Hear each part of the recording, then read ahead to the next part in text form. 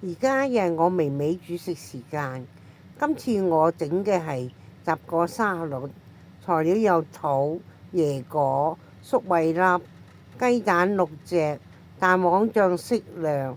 我哋首先將個肚切粒，椰果、粟米粒隔去水分，將這個3個材料拌勻之後，我哋將佢放入適量嘅蛋黃醬。將蛋黃醬拌入之後，我哋放去鋪平。鋪平咗之後，我哋放埋一邊備用。備用咗之後，我哋就烚雞蛋。烚完雞蛋去殼，去完個殼切片。切完片，我哋就將啲雞蛋片放喺我哋預先拌好嘅雜果沙律上邊。雜果沙律上邊，我哋鋪咗雞蛋之後，蓋上蓋子。蓋上蓋子之後，我哋放入雪櫃，雪凍佢。我哋認為可以食用嘅時候，就攞出嚟食用。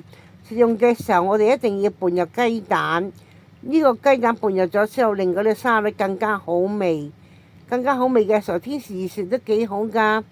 大家有興趣不妨試下啦。而家天氣咁熱，食涼涼快快㗎。拜拜。